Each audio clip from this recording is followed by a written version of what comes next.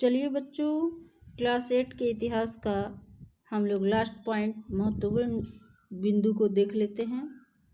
तो सबसे पहले है इतिहास। इतिहास क्या है? अतीत के लोगों, स्थलों व घटनाओं का अभिलेख है जिसे क्रमवार व्यवस्थित किया गया है। यह हमें हमारे पूर्वजों की कहानी, उनकी जीवन शैली, रोजगार, रीति रिवाज, भाषा व संस्कृति, धार्मिक विचार, सामाजिक राजनीतिक रंग, उनकी समस्याएं एवं उनकी उपलब्धियों के बारे में बताता है। उसके बाद है सामाजिक कार्य। सामाजिक विज्ञान का अधिकांश भाग हमें विश्व की वर्तमान स्थिति के बारे में बताता है, परंतु इतिहास हमें यह समझने में मदद करता है कि हमारा वर्तमान कैसे उदित हुआ। उसके बाद है आधुनिक काल। 18वीं सदी के मध्य से समकालीन समय तक चलता है।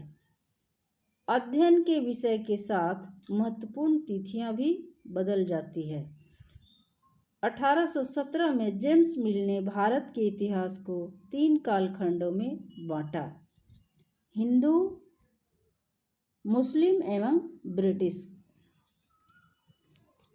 उसके बाद है इतिहास के महत्वपूर्ण बदलावों को बेहतर समझने के लिए इतिहास को 3 कालखंडों में बांटा गया है: प्राचीन, मध्यकालीन तथा आधुनिक इतिहास। आधुनिकता वस्तुओं के विकास व बौद्धिक विकास को दर्शाती है। उसके बाद है उपनिवेशीकरण से तात्पर्य। उपनिवेशीकरण का अर्थ क्या होता है?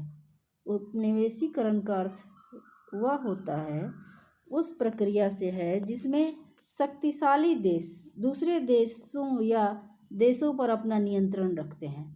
जैसे भारत पर ब्रिटिशों का शासन रहा, ब्रिटिश लोग उसको अपने नियंत्रण में रख लिए।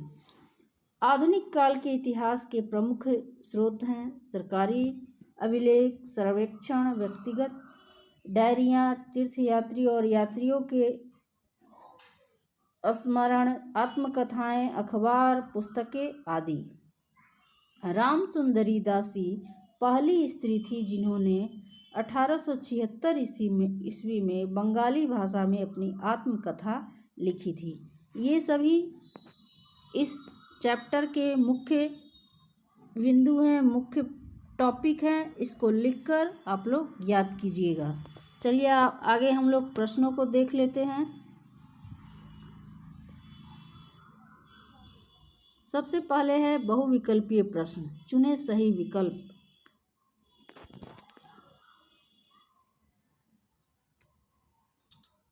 इतिहास के अतिरिक्त सामाजिक विज्ञान का अधिकांश भाग हमें विश्व के किस समय के बारे में बताता है? बताइए। 4 ऑप्शन दिए हैं, इसमें कौन होगा? इतिहास के अतिरिक्त सामाजिक विज्ञान का अधिकांश भाग हमें वर्तमान के इतिहास को बताता है। ऑप्शन 1 सही होगा। आधुनिक युग का समय अंतराल है। कौन है? आधुनिक युग प्रागैतिहासिक काल से 7वीं सदी, 8वीं सदी से समकालीन, 8वीं सदी से 18वीं सदी, और इसमें कोई नहीं, ये ग नंबर होगा इसका। जेम्स मिल ने the history of British India,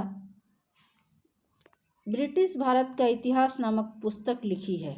कब लिखी है? 1817 ईस्वी होगा, इसमें ख नंबर ऑप्शन होगा। चलिए इसी तरह आप लोग आगे भी बनाइएगा। आगे के प्रश्नों को देखते हैं हम लोग। लघु उत्तरीय प्रश्न, अति लघु उत्तरीय प्रश्न में क्या है? अति लघु उत्तरीय प्रश्न, इतिहास को परिभाषित कीजिए। इतिहास क्या है, इसके बारे में लिखना है।